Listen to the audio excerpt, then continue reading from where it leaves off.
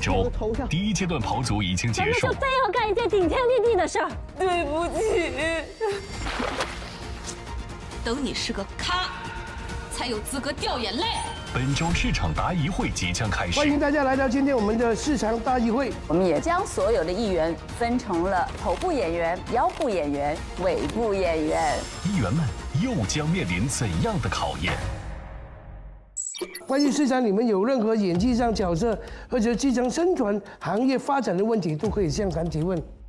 那我们请出第一组的头部演员，有请8位艺人一起出场来。头部，谢谢。令人尊敬的头部演员。哎呀，头部，加油！老师们好。哦，都是主角哦。帅哥美女，红气照人。好，大家坐好了。头部是我们介绍嘛，先介绍王婷婷。王婷婷在我们镜头之外是女主角啊，这个演员的状态啊，她是非常好。整场戏要淋水淋雨，一动都没动，躺在那边躺了快2、3个小时，非常好，非常好啊。跟着旁边那位就刘大月拍短视频的哈，喜剧效果挺不错的。他演我加了30分，加了最多分的。那个哭不是流着，哎，好像因为戳到一点点的东西，是跟着戏走的。对，我们就缺乏这些那么给你有真实感的演员。旁边那个美少女哦，新月，她很上镜，镜头一拍啊，那美的亮眼的还不错的。在13钗里面那个女学生是她吗？是她，她演的还是不错的啊。是。又来一个改赛道了啊！奥运冠军的好，对，真的，那表现特别好。他坚持一条过一条过整场戏。旁边是可盈啊，当我一拍他，让我另眼相看，就可以完全抛开他家里什么背景什么，他演得非常好，而且演什么像什么。就反而背景拖累了他，人家以为他是怎么样。对。后面人说，我找一个人演周星驰的角色很难的。周星驰太深入民生了，你说比不了吧？那我干脆一想，干脆找个老外来演吧。他就是老外，他演的时候你完全没有想到他怎么去演，他不顺着排场打，这样有新鲜感了。关羽是短剧王啊，短剧很厉害，特别帅，总裁。非常对。我感觉竖屏真的很奇妙，就是关羽一出来，好像那个竖屏就稳了，他就是稳的感觉。我第一眼见见他，我就觉得他是那个韩国那个冷血杀手一样。但是他在我不是药神之前，我们要有一些投诉家属的，他演出一个很接地气的人去投诉，我差不多认不出来。真的很不错。郝伟就刚好，就是我刚刚讲那个，看着他都是演太子啊、古装啊，这次反过来了，镜头之外里面演一个经纪人，很会拍马屁，很卑微的一个，完全不像他本人。我觉得这个很好。好了，那既然今天有4个我们资深的制片人在，你们自己有什么疑问来？对，那老师，我想向市场老师们的一个提问吧，就是相对而言，我的角色当中播的比较好的那个角色是很苦情，然后被人欺负、很懦弱的这种。但是到后面的时候，就是可能哪怕想要去尝试别的就是类型的角色，连试戏的机会可能都没有。那也想要找工作的机会，像短剧，因为我也有面试过，但是可能确实是因为像我们没有拍过短剧的情况下，没有数据，对，没有数据，所以说就是像这样的一个情况下，老师们觉得我们应该怎么办呢？我也在刷短剧，你也在刷，你刷刘晓庆的吗？就是我觉得你想太多了，你总想横跳，数据是跑出来的。它不是等出来的，你现在有个苦情戏标签本身不是一件坏事，但是很多演员一旦有了一个相对成熟的标签的时候，就开始尝试的要撕掉这个标签。那么从市场的角度，其实有一个推送逻辑，背后有一个算法，特别在短剧赛道里边，这个算法其实核心的一个指标就是标签。如果说你的标签不明确的时候，你被推送的这种概率，你会被无限压下去。这就是为什么可能你现在去短剧那边，就是比如说市场现在给你画叉的原因。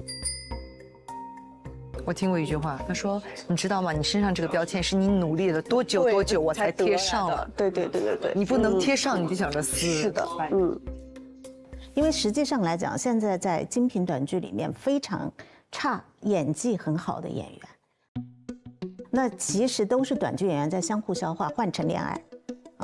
那比如说像你，如果愿意，我们先从女二号，甚至从一些特别出演开始去演，让大家记住哦，张可盈已经在演短剧了，那就好了。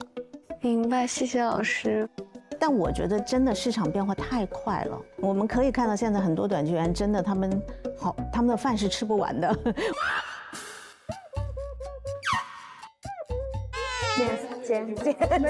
姐马上姐，饭都吃不完了。我们想要去订冠宇他们的时间真的很难的，我看提前3个月都订不到的。我挺想知道，比如说像冠宇，他已经在短剧赛道里面顶峰了。如果说他现在想要去争取长剧的话，他能争取到什么角色？对，因为之前有出去面试过，也有试过戏，然后大家会说你是短剧演员的标签。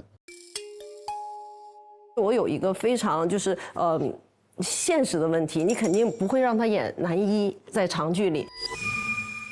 我可能会让他演反面角色，因为我觉得他特别适合那种反面的角色。对，我觉得那个韩国杀手是很好。那如果我要让你演了反面的角色，和你之前的角色就会产生很大的不同嘛？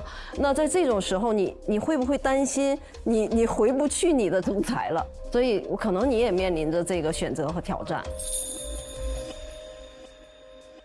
当时不是之前柯纯是短剧一哥嘛？对。然后柯纯后来去转战了一些长剧之后，其实冠宇那段时间是接班的，短剧一哥，然后都在第一名，哈哈哈哈。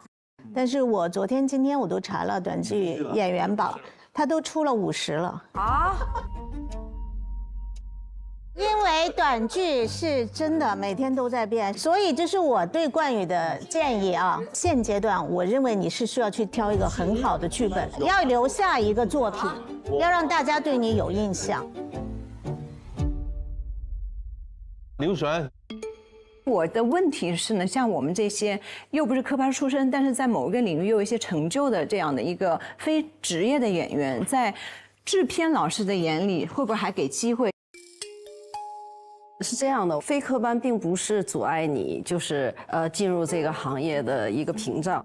那像周迅老师、赵丽颖老师也都非科班出身，但是他们是非常就是优秀的演员。其实你已经成功了一半，而且踏出第一步了。就没有人找你，是因为大家以为你不拍戏了嘛？没有，我要拍，要拍。对啊，现在你突然在电视上看到你了，你对着镜头讲3次，我拍就可以了。我要拍戏，我要拍戏，我要拍戏，我要拍戏，谢谢。我拍。那老师，我可以提问吗？来，轮说。我在结婚之前那时候也拍了很多偶像剧吧，但是结婚之后我就有了一个自己的标签，标签就是钟丽缇她老公，就是这种标签，我觉得是不是在各位制片人的眼中，认为这是对我接戏也好，或者创造角色是有影响的？是这样的，我们不会因为你是谁的老公而不选择你，而是因为你没有让我们看到你作为一个演员极致的长板和突出的特色。我就说实话啊，我不知道您是一位演员还是一位就是网红或者是什么。你没有一个在你职业上清晰的定位，钟丽缇老公只是你生活上的定位，你的专业能力没有让我们看到的话，那我们就很难选择你。是。我听说你曾经有人找你演渣男，你不演是吧？他，渣的太抽象了，我就没接那个角色。我觉得他可能就是很符合我当时，营销号想对我的塑造和热搜上的各种的猜测，然后我就觉得他们把这个符号一直在往我身上做，其实能够给这个戏剧这个项目带来一个热搜，但是意义不大对我来说。那你要是能贡献到第1的热搜，那就说明你演得非常的精彩，那大家就会记住你。我觉得其实第一不要去排斥标签，第二也不要去排斥任何的角色的可能性，因为我觉得对一个3年没有演戏的演员，可能你现在更重要的是要工作，让你回到这个演戏的状态，我觉得这是第一步。老师是这样的，我从来不排斥演负面角色。我看了那个剧本，就是实在是无药可救了，就是它太抽象了，太符号了。对，戏剧和生活不应该缠在一块儿想啊，你应该把自己和戏剧剥离开来，你进入到他的世界，他是对不对？对呀，他成不成立，这才是真正艺术应该去完成的。对呀，演员嘛，演员是什么？演什么像什么，这样观众才有惊喜啊。我们演员就是一个零件，每一个人都想做那个发动引擎，但是没人想做某一个踩刹车的那个，没人看见那个板。提醒我们就是演员要配合。我那时候不是有拍很多在电视台也是有演反派，我就特别想，我要不要把它演到应该更抽象一点嘛，比你那个渣的。对呀，更极其一点。对呀，我找不到比你更渣的。对。其实我也想演这种角色，只是在那几年，因为我上了一些综艺，它有一些话题，你怕害了综艺题嘛？对。哦。关于这个标签这个事情，我想谈一点感想。我同一类角色的剧本，在自己没有更多各类角色的同时，你就坚定的走，没问题。因为比如说我很多年前年轻的时候，专门人家说3姨太什么的，专业户有这样的说法。那我也没选的了，来找的都是姨太太，3姨太，而且是大姨太都没得演。那其实不同的3姨太有不同的个性嘛，你要在这里边找出不同的差别，更考验基本功，所以不要怕。我为了他跟李成儒老师吵架，有看到，但是还是有支持我的人蛮多的。谢谢。哦，现在我还要为你说话，记牢我啊！谢谢。请我吃顿饭。我们来下一位有什么？哦，心愿。我在这个市场上，我感觉我还是一个新人。然后像老师刚刚说的标签、印象点，我觉得我可能最大的就是没有印象，导致我可能会很长时间接不到一个戏，我等待的时间会很长，所以我也想请教一下各位制片老师们。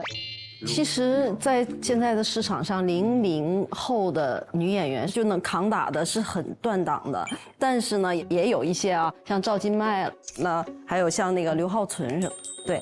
你可能市场没有对你有那么大的认知，但你要知道你的长处在哪里，然后你应该集中发力在哪里，让大家看到你。然后我也想问你，你觉得自己和这些00后的女演员，就主力军相比，你的特色在哪里？你有想过吗？对。那我觉得我最大的优势就是可能我会笑起来比较甜，然后我有2个酒窝，然后会让人觉得比较亲切。我觉得这个是我最大的优势。因为其实长得好看的女演员多，但是长得像你这么好看的还是不多的。真的好漂亮，曼姐这样讲，是好看，很亮眼在人群中。对，一眼就会被他吸引。刚才你那个短发那个画面，真的我们都印象深刻。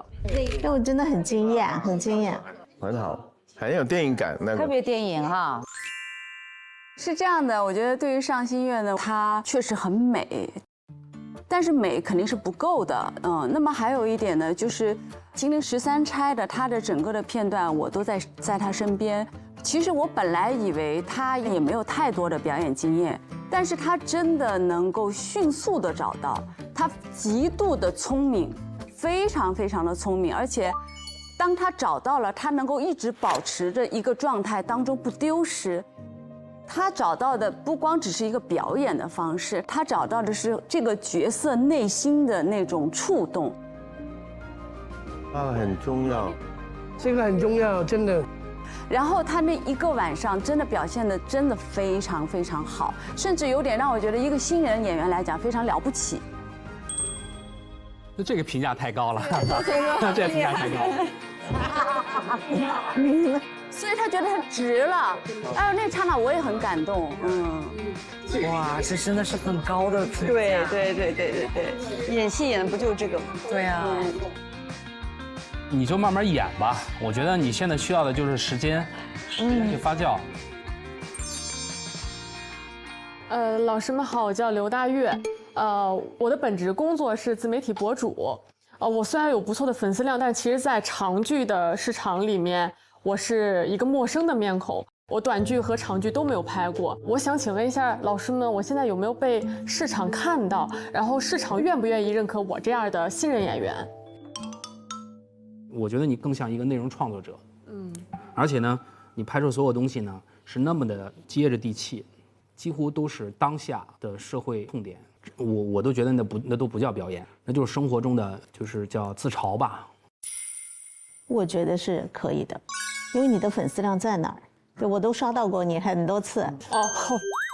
那你为什么不找他？因为你看到，好犀利这个问题问的。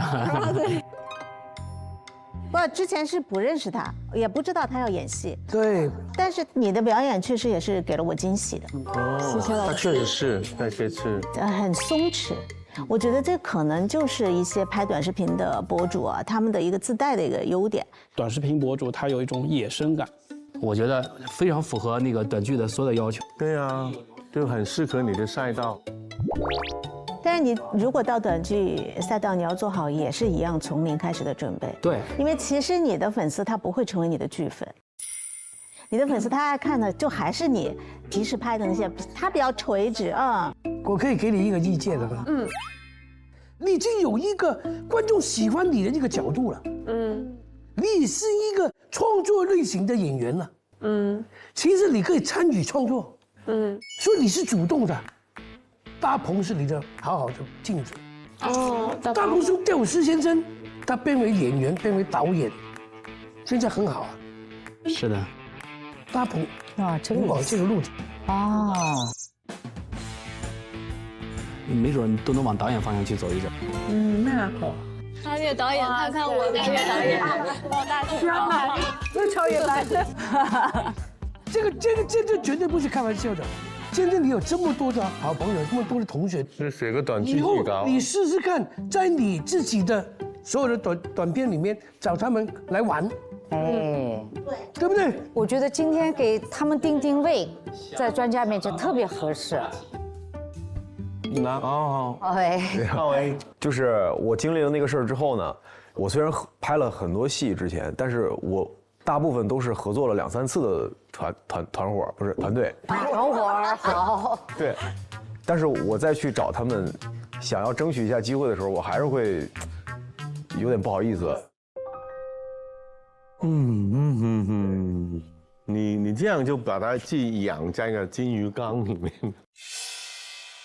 因为等于就是来节目之前刚刚澄清完嘛，而且就是这个事儿发生之后，我也觉得如果我再不主动自己争取一把，我可能就没了。这个东西很尴尬的，它是得多方认可，对吧？不光是制片人啊、导演啊、什么编剧，还有平台啊。对。有一方觉得说不愿意承担风险，其他人都不知道还怎么去争取。对。现在这个风波，我觉得已经平息了，所以我可能更关心的是你的状态。就实话说，因为我也看了那个第1期就已经播的，如果是那个状态，抱歉啊，可能是搁置太久了。和我原来我理解的，就是我们看到你《庆余年》里的，至少你要接近那个状态的时候，我才觉得我可能会使用你。是。我不知道浩伟，你平时气质是怎么样的？我在这个节目里面，我看到你永远是谦卑的、小心的，甚至有点唯唯诺诺的。我平常生活中就是很自信，一点都没看出来，看不见的自信。浩维现在是这样的，就是我个人觉得啊，就是现在你的状态呢，有个比喻啊，叫病来如山倒，病去如抽丝。你现在难的不是澄清，难是难在就是这整个行业对你的信心重建，是，对于演员来说，因为你承担的你不是你自己，是承担了一个项目的安全属性。这个真的只能需要你自己一点一点的去恢复、去修复。明白。然后呢，用你的专业能力和你的赤诚，慢慢的去重建行业对你的信心。我觉得这个比较实在了。明白。来，经理。就我经常在试戏的时候，我不是那个最优选，我可能是各方面都60、70分，可能外形尚可，才艺尚可，演技也尚可，技能点的都很平均。剧本他不会第一时间想到我只会是那个备选。我是觉得你需要更自信。婷婷是第一个长剧《沙尘暴》，对，当时其实那个角色就是年轻的妈妈，又是个悲剧角色。看看，多像。而且他戏份特别少，但从最后成片的结果啊，包括那个播出的时候，观众的这个认知而言，这个角色还是诠释的非常成功的。所以我觉得你要越来越自信，然后越来越自信呢，各个层面的60、70分，它就不是你的弊端了，而是你可能代表了你是一个可能全方位的一个艺人。好，谢谢。这金子总会发光的。当时其实，沙尘暴选他的时候，他的那个诉讼已经结束了，都已经尘埃落定，他也赔钱了，对。但是我们的确是在那个开机前公司还是给我们发了警告函。当然，我们找了专业的律师团队做了评估，然后大家评估下来觉得这个是没有法律风险的。虽然他发了警告函，但是我们还是依然使用了那个婷婷。谢谢，谢谢。那你们很了不起哎。因为他本来他这个角色其实戏量也没有那么大，但是你都愿意去给这个机会，然后还保住了，那你很了不起哎。因为我觉得就是不管对婷婷啊，对浩伟啊，我觉得因为我们今天身处的这个媒体时代，一定是有很多的流言蜚语，它已经是在一个最客观的层面上已经确认了这些东西是子虚乌有的。作为我们片方，其实是应该去保护他们，不然的话，我觉得这个。法理何在？真理何在？公理何在？太好了！感谢。我觉得他是一个正义感很强的老师，他传递的整个的价值观也是很正的。他说，法院的判决都已经出来了，那我们还有作为制片人而言，还有什么可担心的呢？我真的挺感动的。我很开心，之前制片人选择了我，也验证了自己的想法是对的，我应该。朝这个方向去努力。好，非常感谢我们这次4位制片人，因为真的谢谢很负责任的，谢谢。我们先休息一下，后面有腰部跟尾部的啊。OK。亲爱的，刚才导师们讲的很多重点，我光顾着听都没记全，好像就记住了几个方向。我记了。刚才语速很快，一边听我就一边写下来了。你看。我把咱们之前的剧本和表演片段也调出来了，3屏对着看更清楚呢。哇，这也太方便了！那麻烦你等下把笔记也发我一份，咱们好好对着剧本琢磨一下怎么改。好，没问题。现在我请腰部演员来到我们现场，来，有请，加油！加油！腰部演员入场。本节目由保险优选平台蚂蚁保冠名播出，不怕比的好保险就在蚂蚁保，专业做扫描，扫得更专业。本节目由扫描全能王指定赞助播出。又渴又蒙圈，一口脉动，状态拉满。本节目由脉动赞助播出。本节目由长康100%纯粹长康100%对味的长康纯芝麻油赞助播出。40年世界杯都有百威，百威邀您观看无限超越班。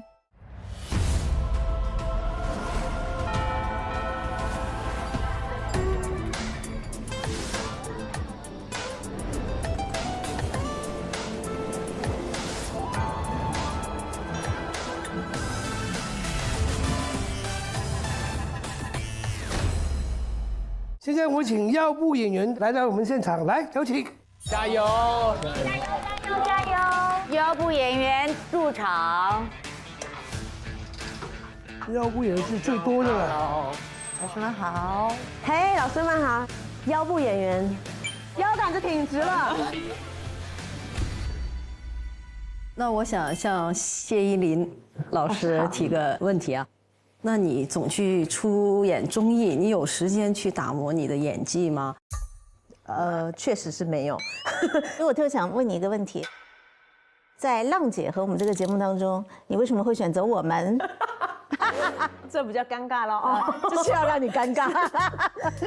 我更喜欢演戏多一点啊，更喜欢演戏。然后我的歌喉跟我的不咋地是吧？会非常有综艺效果。所以就是我确实更喜欢演戏，大部分时间我只愿意表现我快乐的部分。但是确实在演戏的时候，我可以不用去在意别人想什么，我可以不用管别人快不快乐，那是一个我觉得很棒的发泄。我个人认为是这样的，我分享一下，就是作为综艺的话，它可能更多的娱乐性强一点，然后作为一个戏剧的话，它有文化的承载着责任。那我们中国人有中国人的故事喽，中国人自己的道德的理念的这样一个范围，作为戏剧演员的话，他可能还有更多的这方面的要在意，这样，我个人认为是这样。谢谢老师。我希望的是，如果你真的想当演员的话，我觉得你可能是要在很长的一段时间之内再继续去磨练。我觉得你可能要做好这个准备，因为毕竟你是有家庭嘛，对吧？我是一个比较尴尬的状态嘛。你说出道也这么多年了，但是现在这个身份，妈妈尴尬了，挺尴尬的。然后这个年纪到中年。你知道以前演妈妈，她都会找40、50岁、50、60岁去演，现在演妈妈，他们找20几岁的女生去演妈妈，就直接把这个妈妈这条路也给我们堵死了。所以就是我们就是很为难，到底有什么市场现在可以适合我们这样的身份？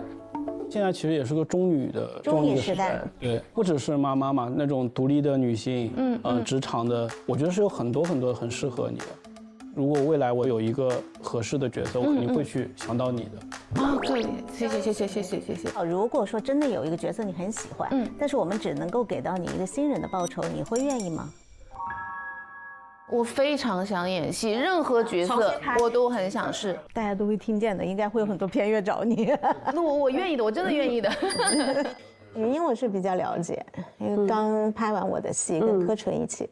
他在里面有一场戏爆发力非常强，他说什么？如果过去的一切都是假的，那你就杀了我。如果过去的一切都是谎言的话，那就杀了我。那一刻，你知道我看样片的时候，眼泪是飙出来的。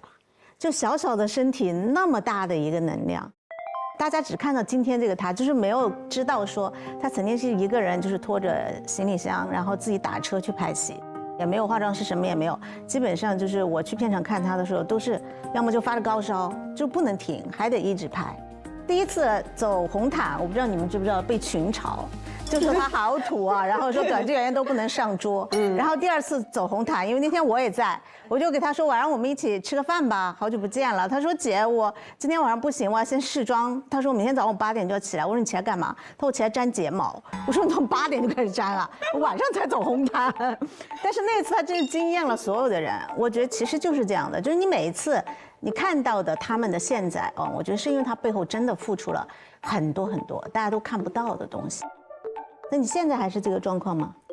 是的，我从开年到现在没有一天休息的，就是然后其实长时间的就是超负荷，其实你会失去对表演的感知度，就是你会演的时候，你就会发现你去理解这个角色，你会变得非常疲惫。所以我现在的情况应该让自己慢下来，而不是过度的去消耗自己对表演的热情，不应该就是一直把自己往组里塞。那真的要慢下来了，慢慢走比较快。谢谢。哦，朱少天啊，你现在还是没有拍戏，你是做什么直播？因为我不想让自己空下来，我就去从事了自媒体。你这个营销方法挺特别啊！我在想啊，因为你参加那个演唱会，跟不参加好像你不参加那个回响更大一点。因为大家都记得朱少天，因为你参加演唱会，可能你就 F4里面的一个。因为就去年演唱会这件事，其实大家很多人都知道，那可能就大家会认为你有更好的解决方式，但你选择了掀桌，这样的话，大家可能就会认为，如果要选择你去来演戏啊或什么，就可能会担忧你的情绪会不会不稳定。这种可能是一种风险，所以呢，从制片人的角度来讲，可能会选择就是情绪更稳定，风险更低的人，所以你可能就在这种选择上哈，可能就会有占劣势。我觉得这个事情是这样子的，首先呢，我相信没有人能够在这么密集的网暴下还能够 hold 住自己的情绪。然后有一个特别好笑，说人家找你打麻将，你不打，你还掀桌，但事实上是什么？人家找我打麻将，我说我不大想打，他说你打嘛，3缺1，我说好嘛，那我打。然后他又跟我说你去上个厕所呗，不然待会坐很久。然后我说好，我去上个厕所。结果上完厕所回来，发现我位置被人坐了。这个人打着我该打的麻将，然后还谢谢我。当然，我选择了一个不是很恰当的方式去面对这件事情。那我也为了这个方式，也在偿还一些代价了。我觉得就是这样子。就你从那么高的一个顶流，然后现在突然来到这样的一个节目，你要跟很多的新人一起去竞争，而且你现在还坐在这个腰部，你现在什么心情啊？我心情挺好的。我其实觉得我很开心的点，是因为我终于可以摆脱这件事情了。凡事都是两面刃，就《流星花园》西门这个角色给我带来了一个生活、一个整个生命的质上的改变。我不想去否认他的好，但是我也必须去承认他的坏。但是如果说现在是这样的情况的话，我觉得对我来说是一个重新开始的机会。我相信没有多少人到47岁还能感受到重新开始的快乐。很好啊，这句话太棒了。我可以在这里证明，在朱小坚来这里的他整个心态非常好。对，我感觉他想到要来，已经把所有东西说开了。我觉得，听他说完，我觉得他特别坦诚。对。他没有在表达他有多么热爱表演，他也说他热爱的，但是他没有在强调他怎么样，他要改变，然后他没有啊，就是很实在呀。是吧？那就是至于就是说来这个节目到底是得到了什么，那就看表演呗。我很高兴，我终于得到了老师的赞赏。哦，真的吗？我之前就很最不赞赏难的，好好的你。真的吗？那是因为李成儒老师没来。下一位同学。因为我刚入行不久，然后我想问一些关于新人演员的一些问题。我想知道，因为我们拿到的角色戏份不是很多，然后怎么样去通过这么短暂的时间去让你们记住？我应该做一些什么？就是给我们一些建议。你的那个资料啊，刚才我统计了一下数据，长剧5部，待播剧11部，哇塞，拍了16部戏。那么这一组数据得出一个结论来，就是你这么多机会，你有没有认真的去对待每一个机会？我当然是每个都很认真的对待，因为我也不是科班出身的，我只能不断的去跑组、建组、拍戏，我才能去学到就是表演是什么，我才能知道怎么去拍戏。因为在每部剧里边，你待的时间都不长，角色都不多，这是一个既定事实。就是你拍了这16部剧，有多少人认可你了？你在多少导演和制片人的心里种下种子，就是你的标签。你态度上没问题，那就是只能说你能力有问题。因为你的结果就是今天每一个角色都没立住。如果我看到这个履历的时候，合作全是大导演，我可能看到以后，我就会很担心这个孩子的表演习惯是不是坏了。对新人演员，我比较有经验。那我想给你的建议，我觉得你应该放慢脚步。我觉得你要慢，你不要从一开始，你如果还在纠结我怎么样可以演到主角，我怎么样可以演到让我红的戏，那你会很痛苦。对，这不应该是你的问题。你的问题应该是我怎么样接到更好的适合我的角色啊，我怎么样在市场上去让我的表演可以让我自己在这个表演的过程当中我能够做到坚持。我觉得舒淇，你不要焦虑，你千万不能焦虑啊！因为我刚看你的戏，我觉得你其实会演戏的，啊，而且给到我惊喜的，所以我觉得你就是静待花开，一直有机会就去拍，把每个戏演好就最重要。演好。各位老师好，就是因为我现在是短视频创作者，我想走到长剧里去，那我就要面临的问题是，每次我去投任何简历，我其实根本都到不了试戏的那一关，他们就会觉得我不能去演。他们是谁？说制片人呢？我不敢回答你，我怕你模仿我。因为真的很像，他真的可以一模一样，你知道吗？我斩钉截铁的回答你，就是可以。我去年《折月亮》的时候用了那个赵鹏浩，今年《告白》用了张志超，都是短视频的创作者，所以我觉得只是给你找到合适的角色嘛。美美多读书，你来得及，你才19岁。那我肯定要工作赚学费呀。我觉得当下你要靠演戏赚学费不太可能。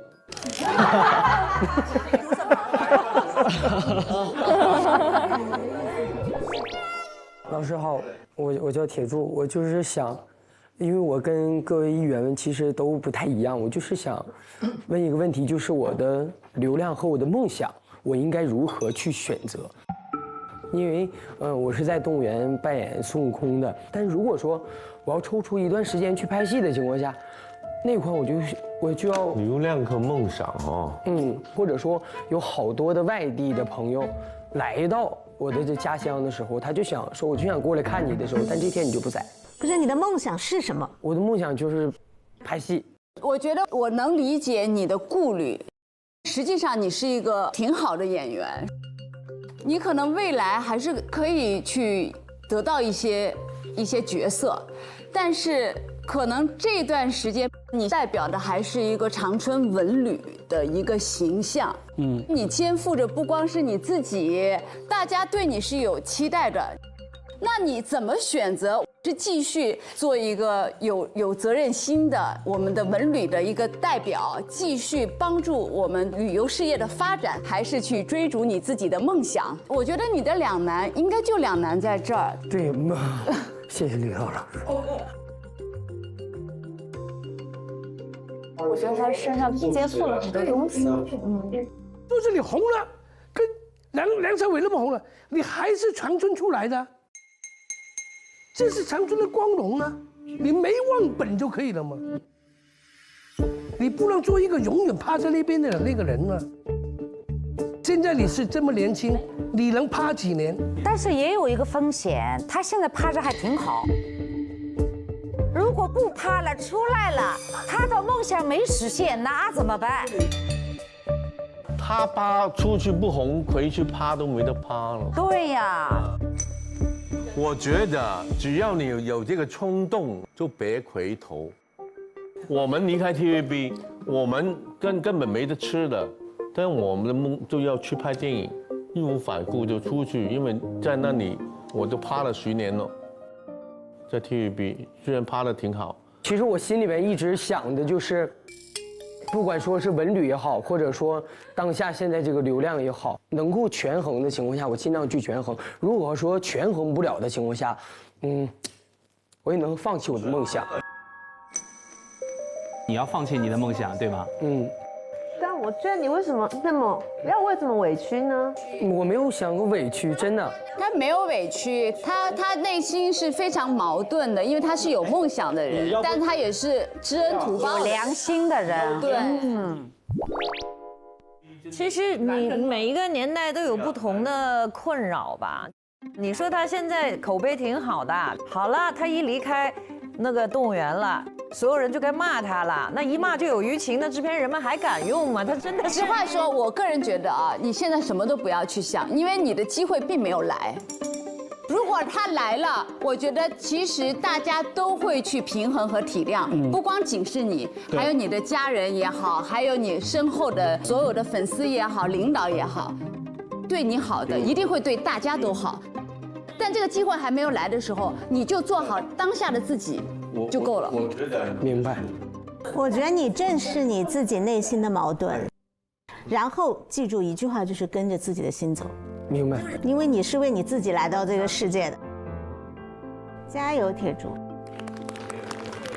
跟着自己的内心，对。加油加油加油！挺好的。好，到美吉。其实我是想稍微多聊2句感受，因为我刚刚看完那个我们的小考，然后我现在感受比较深。其实刚开始我自己在现场的时候，我感受不到你们说的究竟是什么，我很痛苦。我说实话，我每天都是回到酒店了哭。这为啥呢？因为我不知道我在干什么。我就这么捋着一天一天就这么往前推，然后你们说不松弛，越不松弛我越紧张。反正上次录制结束之后，我就回去自己想了一下，我再回顾那个爽感，我发现我的演戏我太喜欢兜着了，因为我们喜剧是不让节奏掉在地上，我喜欢兜着你演，你演什么我兜着你，但是我发现有的时候我要自私一点，我要再沉浸一点。我会觉得你是一个就是非常认真、努力、执着，对自己很有想法和要求的人。你很在乎，你很紧张，你很想做好，但有的时候你越是这样的一个执着的那一根筋的那个过去，你这根筋就越绷越绷越绷，就很害怕呀，这根筋会不会被别人扯一下？因为我自己出道，我也是情景喜剧出道的，就是那个外来媳妇本地郎啊。每天都在那演，但是我会觉得说，哇，这对我来讲是最松弛的状态，是，你知道吗？而且让我足够找到了自信，足够找到了自如。我觉得美吉刚来这个节目真的很担心，因为我上次也见到他，应该前几天我们在浪姐，我看到他，我有点担心，因为我觉得他不快乐。但是我觉得今天他在分析这个时候，我就放心了。我觉得你应该知道自己在干什么。我觉得这趟旅程对你来说一定不是白来。大家会看到更好的朱美吉。所以我一直觉得，就是说，你选择演员这条路嘛，就坚定的走下去。那么我也想问各位制片人老师，如果市面上有证据，你们会考虑我吗？他现在其实，在那个告白里面也演一个非喜剧的角色，我们通过试戏，最后就定了你这个角色，其实大家也都非常满意。谢谢。我其实特别想感谢这3位制片人老师，这也是我在第2阶段，我觉得是一个非常好的强心针，以至于到后面去面试啊、去小考，我都没有一赛段那么紧张了。我觉得，我要把我自己展示给你才行。哇，还是一句话，我想跟大家分享的，好好享受这2、3个月我们的相处。这不是一定是最开心、最幸福，但是一定是最难忘的一次，而且对你们是有帮助的。OK， 好，谢谢大家，谢谢。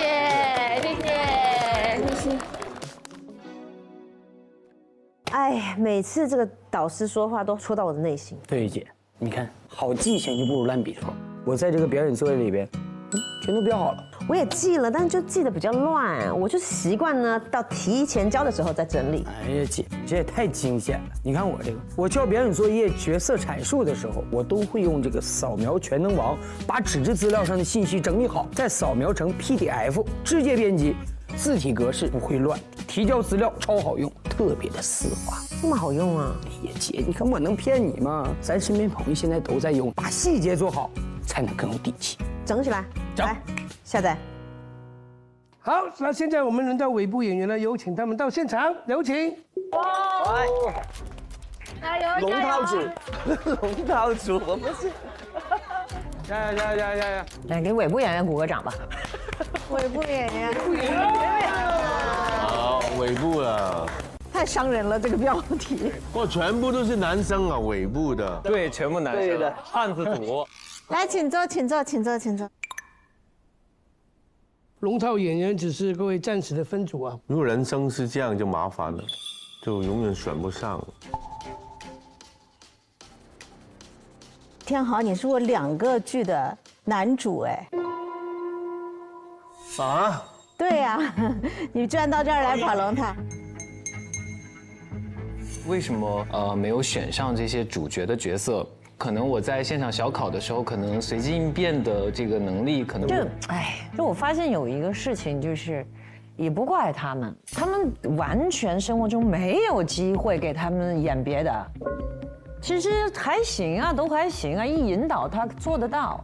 但你说让他自己去创造，他总得有那个机会吧？他没有那个时间和空间，就是只能演他自己说的什么弟弟啊，什么姐弟恋呐，就非常单一。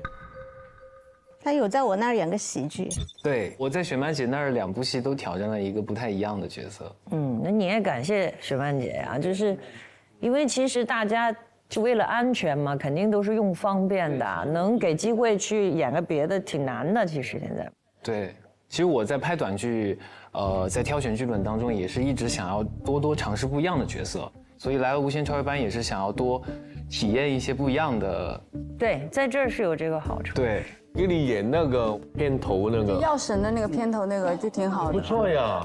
为什么就让他得了这个病？可你为什么要卖假药给我？哇，挺好的呀。对呀。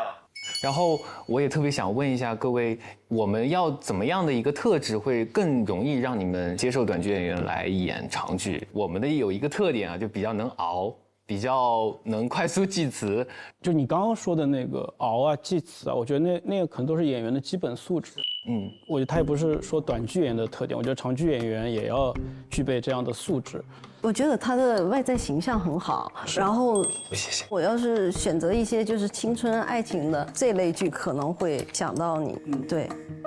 哎，你演短剧也是妆容跟现在差不多吗？应该是吧？对，差不多。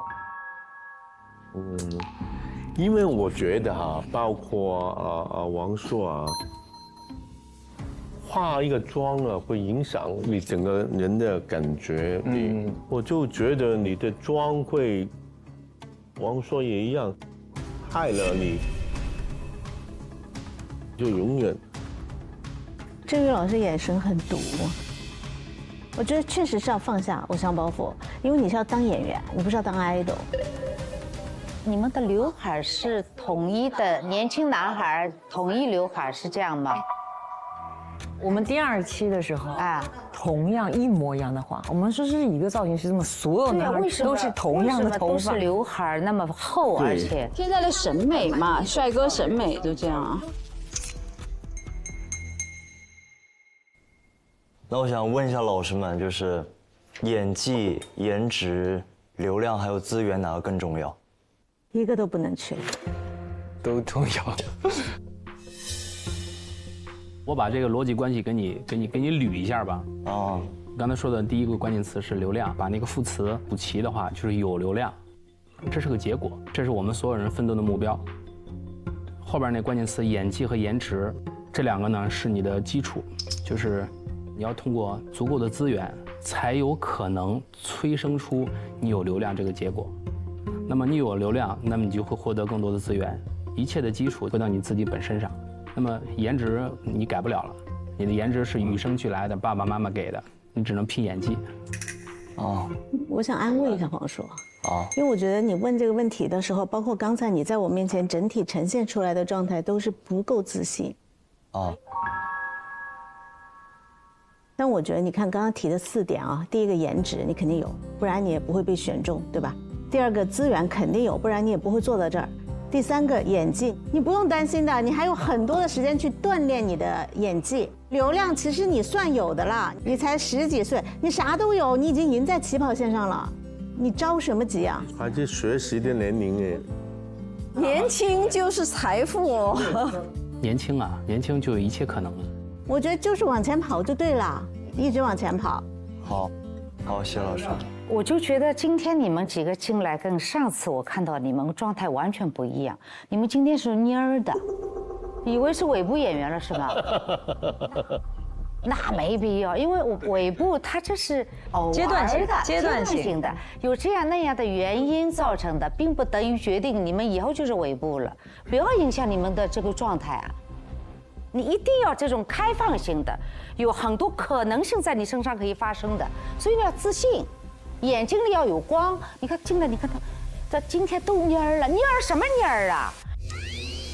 其实我也知道，就是他们的不容易吧，因为他们这个偶像的这个模式，我可能给你点中肯的建议吧。因为其实我跟你们公司的艺人合作过，《少年的你》是易烊千玺的第一个电影，然后我们去年投资拍摄的电影用了那个宋亚轩。我觉得你在选角的上面，就是尽量去选一些和自己性格可能比较像的。其实你有优势，你现在的商业的流量，包括你背后的公司的资源，一定会有一个更好的切入这个行业的一个生态位和一个机会。这个机会怎么能抓住？我觉得你要选本子、选角色、选团队。好，谢老师。他的师兄弟啊，刘耀文啊、玉涵，就慢慢学习成为一个男人，在这个行头你要快一点变成一个男人，男子气概出来的时候 man 一点。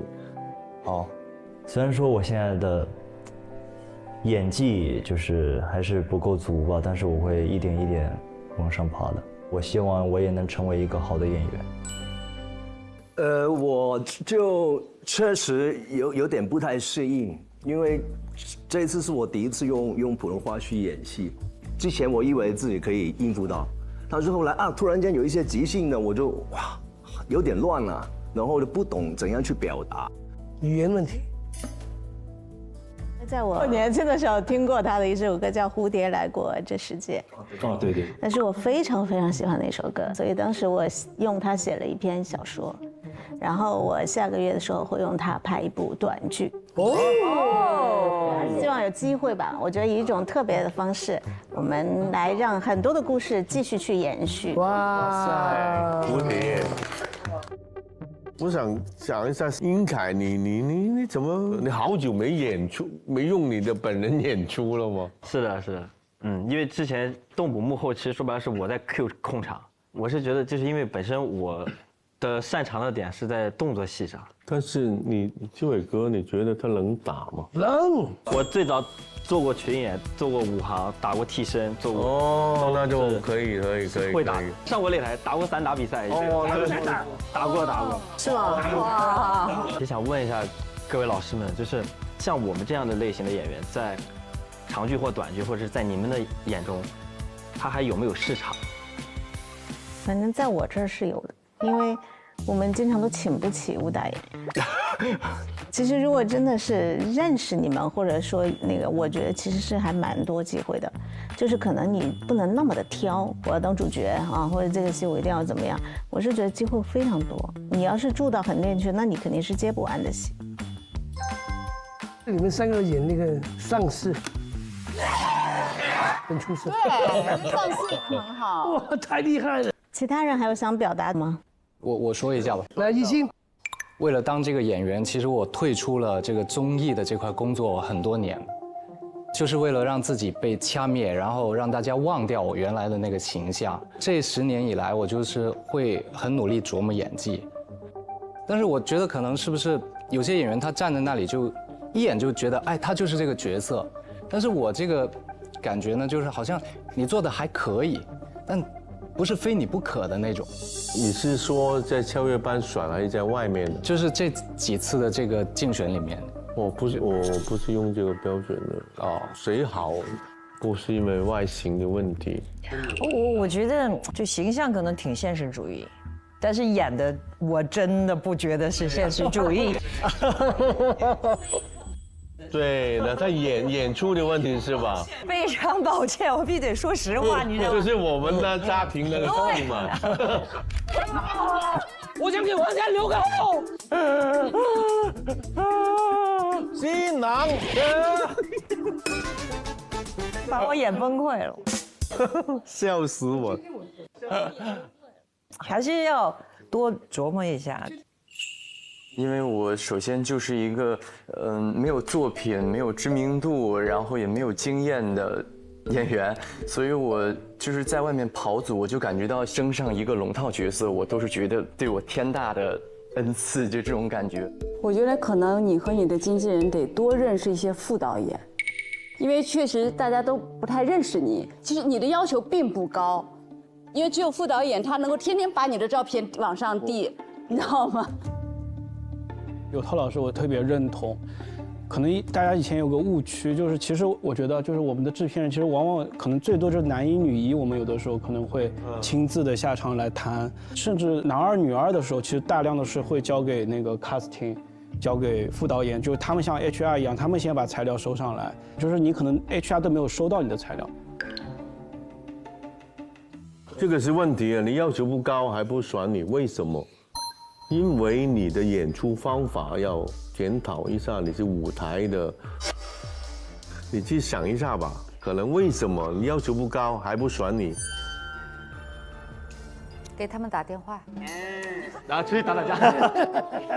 这个演员应该有演员这种发散性的，就你让人们感觉看上去你这个人是开放的，像一块海绵一样，有很多孔的，有空气的，你是可以吸收有很多可能性的，可以这样的捏着，可以变成各种形态的。他们已经界定的尾部演员的东西丢开，我从现在这个时候，我不是尾部。我是头部的头部，这个状态拿出来，才能有翻身仗可以打呀。好，感谢我们4位谢谢人，谢谢，谢谢大家，谢谢。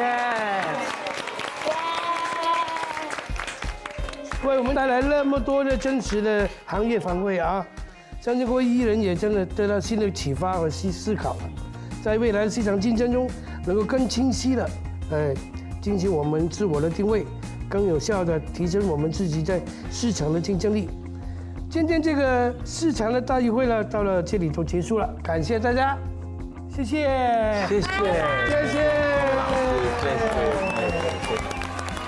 就这个让我现在知道，我要清楚我自己要走什么路线，我和别人有什么不一样，人家凭什么选我，我的优点长处在哪里，这些都是我值得思考的问题。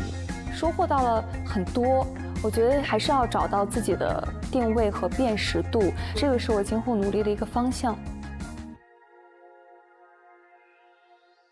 本节目由你的保险优选平台蚂蚁保独家冠名播出，不怕比的好保险就在蚂蚁保，专业做扫描，扫得更专业。本节目由扫描全能王指定赞助播出，又渴又蒙圈，一口脉动，状态拉满。本节目由脉动赞助播出。3年之期已到，这一次我要欧什么硬啊？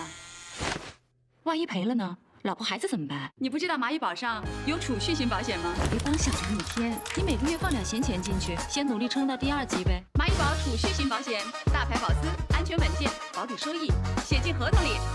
君子报仇，10年不晚。我先买个10年。好了，各位同学，刚刚我们聊完市场对大家的评价，现在呢，让我们回到你们演技的本身了。在第1轮的跑组中，我们根据大家的表现，综合了得出了4个班的层次排名。在正式揭晓前，我要再强调一次啊，总分排名垫底的班级全员将失去第2轮跑组的试镜机会。啊，到底谁是第1名，谁是最后1名？请队长出去。还要出去？一起出去试组。你去吧 ，Lucky， 加油姐！加油姐！加油姐！现在什么意思？让我好忐忑。刘璇，你在这儿，你在这儿啊？什么意思？要把我们每个人不一样。你在那儿。哇，还要分开啊？搞这么神秘的吗？哎呀 ，sorry 啦，给你们拖后腿了。非常担心啊，就觉得真的要背景本班了吗？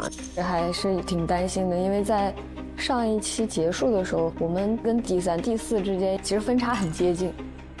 我如果那个00发，对，不往那儿想了，哥哥就没事了。哥哥不行，没事哥。哦，回来了一个。哦，回来了。哦，来了。我是T字的标。在哪里啊？总分多少？总分我都吓着了，988.5。排名第1。对，多少？900多。第1就是第1。哎呦！我们组的所有人，说实话哈。每个人单拎出来都可以当组长，因为他们自己都很卷，所以我这个组长真的做得非常非常的轻松，我非常非常感谢他们。那恭喜刘璇班的第一轮跑组的拿下第1名。作为奖励，我们将会给他们额外增加了1次角色参演的机会。拍摄影视跨作品是蛮好的人生。同时，节目组也会给这部影视跨的作品进行更多的曝光和推广加持，更加会获得跟李成儒老师对戏的机会。好，下一个进来。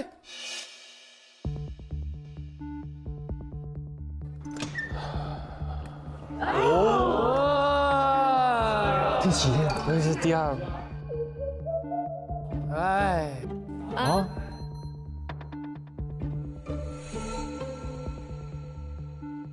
他又在演戏了，又在演戏。我现在嘴角压不住啊！来，分数。我好紧张，突然那个紧张来了。干嘛？到底干嘛？到底干嘛？朱孝天班总分674.5，排名第3。安全。笑死！哎呦，安全。3呐！哎呀，哦，别一会儿你吓我们一跳。哇，要么第2，要么就对呀，对呀，对呀。好，谢谢老师，谢谢。好，下一个进来。喂，人数。啊！我队长回来了哦。怎么办？那我们是最后一个吗？啊，好紧张啊！不能吧？不能吧？哎，宣布你的分数吧。我们组的总分是，哎，我们的比分是，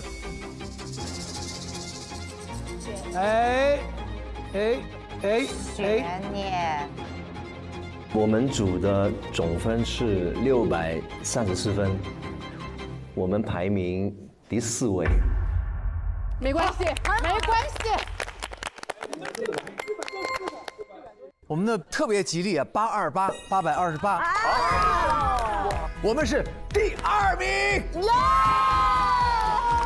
哎，怎么开心的比第1名还开心？开心。我们828，我们本来最后1名。对啊，逆风翻盘哦，厉害。很开心，有点逆袭成功的感觉。比我预想的好太多了。毕竟我分是我们组里面最低的吧，然后我们还能得第2，我觉得很开心。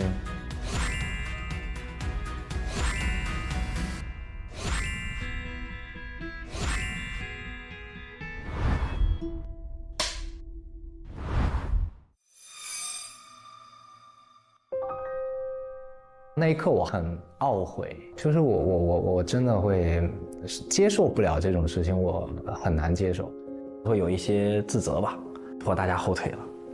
没关系，没关系了，已经很好了。当然有点可惜啊，就是我们的队员都非常的投入，非常的努力，就是确实自己掌握的不好。没关系，哥。赖我。那好了，我要宣布比较残酷的一个消息，就是，在我们刚刚第1轮的比赛里面呢，最后一组是不能参与第2轮的试镜，所以仁和文杰组，请大家把名牌撕下来。啊？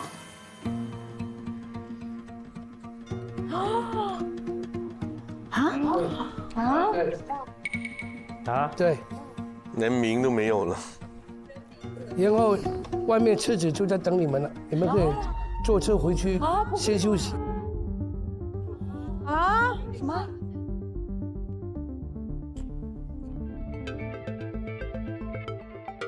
撕掉名牌那一瞬间，我还是觉得好遗憾啊。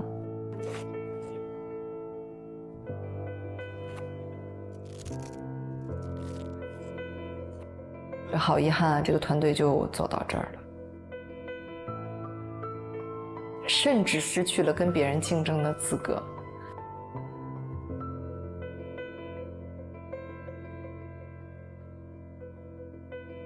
走了吧，走吧。再见。再见。我们走了，我们走了，加油加油加油加油！拜拜拜拜。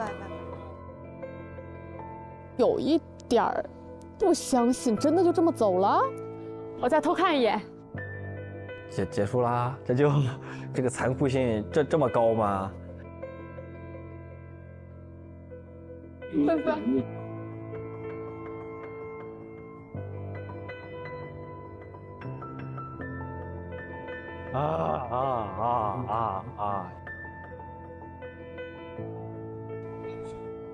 有点下雨哦。有点冷啊，你们女生快上。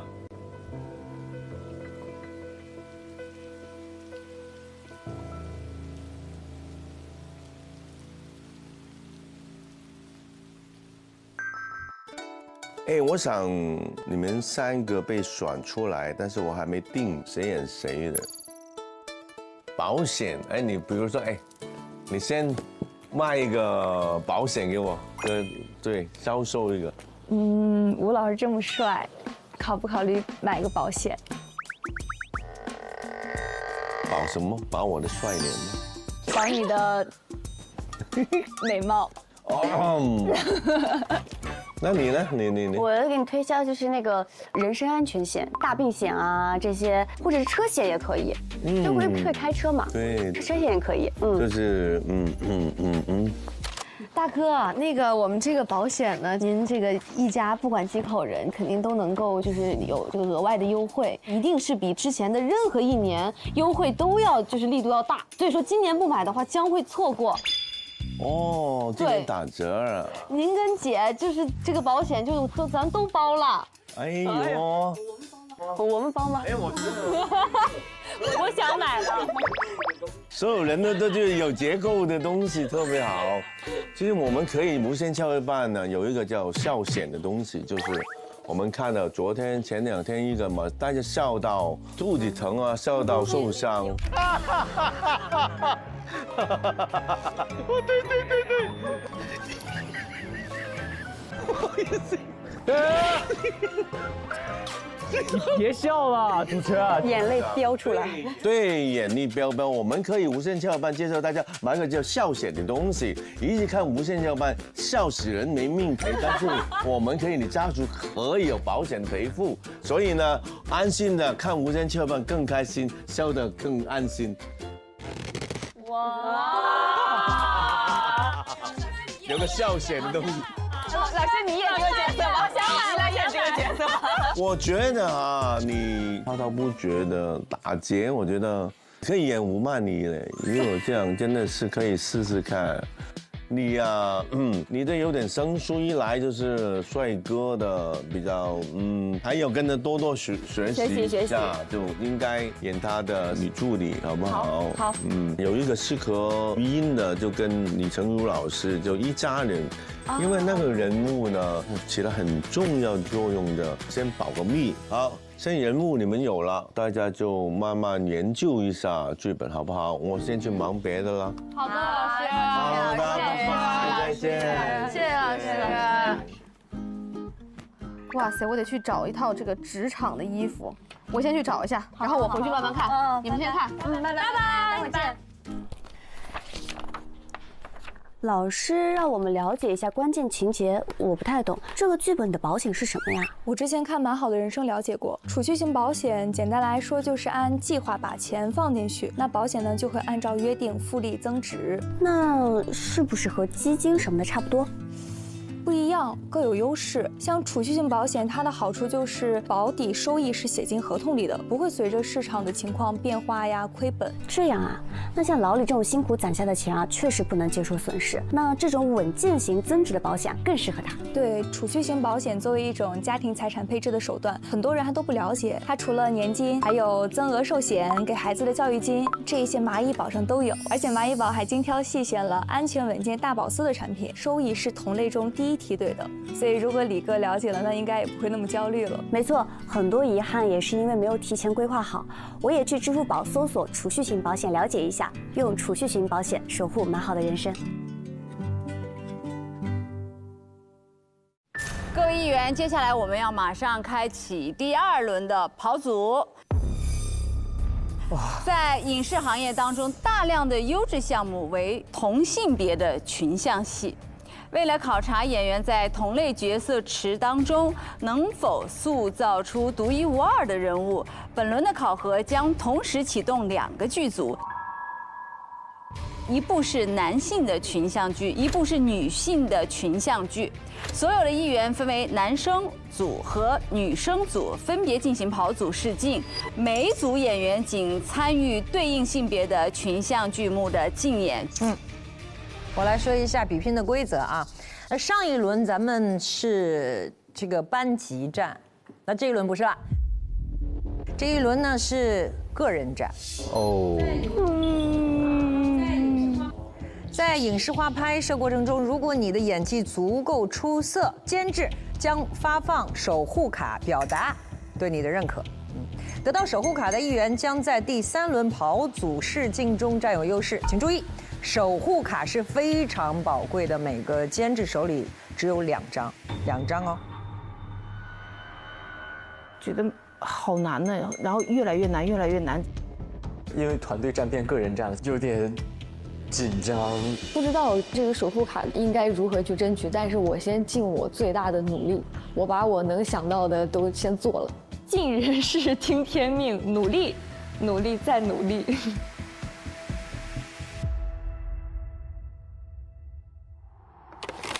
OK， 好，这明天开始我们分成2组，男子组与女子组啊。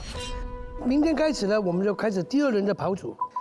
每一次我们都会遇到新的故事、新的玩法，当然还有新的伙伴。大家有没有发现，男生这边空了2个椅子？